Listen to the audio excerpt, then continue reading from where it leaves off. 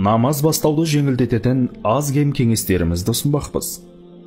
5 намаздың сөздері мен әрекеттерін жаттау қиын. Көпшілік адам 5 уақыт намаз әртүрлі оқылады. Оны бастау үшін 5 уақыт намазды жаттауың керек деп ойлайды. Бұл ойдың нәтижесінде намаз бастау өте қиын деген тұжырым шыға келеді. Жоқ, тіпті олай емес. Негізі 2 бас, яғни 2 рәкат намазды оқуды үйренгенің 5 уақыт намазды үйрендім деген сөз. Себебі 5 уақыт намазда да сол 2 рәкат үшін жаттаған сүрелер мен дұғалар қайталанады. Қалған намаздардың тек аты мен рәкат санында ғана айырмашылық бар. Намазды уақытында оқымаудан қорқамын. Намаз бастағалы жүрген әрбір адамның ойында намазды уақытында оқи алмауға деген қорқыныш болады. Біз мұны жауапкершіліктен деп сезінеміз. Алайда біліңіз, бәрі де сіз ойлағаннан басқаша. Мәселен, намаз уақыттарына көз жүгіртіңізші. Таң намазы таң ағарып атқан уақыттан бастап күн шыққанға дейін шамамен 1,5 сағат уақытыңыз бар. 5 намазы күн төбеден ауған уақыттан бастап әр заттың көлеңкесі 2 есе ұзарғанға дейін шамамен 3 сағаттан аса уақытыңыз бар. 2 намаз әр заттың көлеңкесі 2 есе болғаннан бастап күн батқанға дейін шамамен 1 сағаттан астам уақытыңыз бар. Ақшам намазы күн батқаннан бастап күн батыстағы қызыл шапақ кеткенге дейін жарты сағат ішінде оқып үлгеру ләзім. Құптан намазы қызыл шапақ кеткеннен бастап таң атқанға дейін. Намазды алғашқы кірген уақытында оқу Алла тағалаға деген ұнамды абзал іс. Ал дәл уақытында ыңғайы келмесе, уақыты шықпай тұрып үлгерсе болғаны. Алайда мұны әдетке айналдырмаған жөн. Намаз оқуға дайын емеспін. Өз уақыты келеді. Намазды ешкім еш уақытта толық дайын болып барып бастамаған. Бұл лағнеті шайтанның адамды өзіне пайдалы іске жақындатпау үшін салатын арамз ойы. Әйтпесе адамға намаз бастап кету үшін оның парыз екендігі жайлы аз ғана ақпараты болу жеткілікті.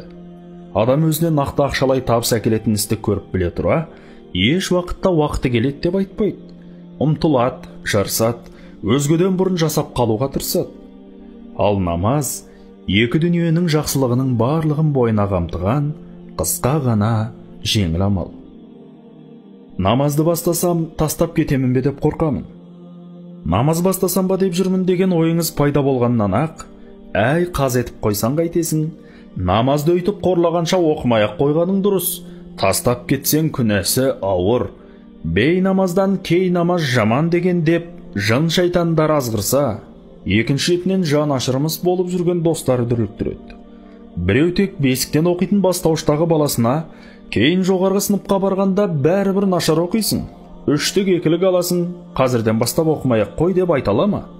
Болашақты ешкім білмейді. Намазды тастамаймын деп ынтамен оқыған адам еш уақытта тастамайды, тастап кете алмайды. Оның мысалы, шешініп алып суға түсуге жүрексініп бата алмай тұрған адам секілді. Өзін жеңіп, күмп етіп ішіне түскеннен кейін біраздан соң бой үйреткені соншалықты сыртқа шыққысы келмейтіні бар емес пе? Жан дүниесі сергіп рахатқа бөленбей ме? Намаз мұндай сезімді 100 есе артығымен сыйлайды.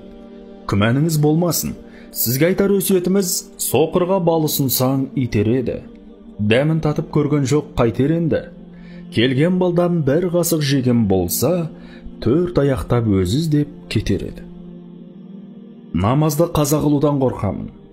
Анда-санда бір намазын қаза етіп алған адаммен мүлде оқымай мыңдаған намазын қаза етіп жүрген адам Алла алдында тең болуы мүмкін емес.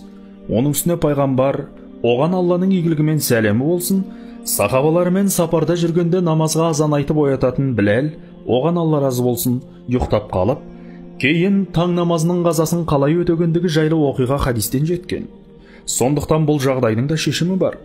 Намаз деген жәннаттың ұлы кілтін қолына ұстаған адам өзі мәңгілікке жәннаттан қуылған шайтанның қызғанышын туғызбай қоймайды. Енді біреу сізге осылай айта қалса, мұны тек шайтанның салған шатпағы деп түсініңіз.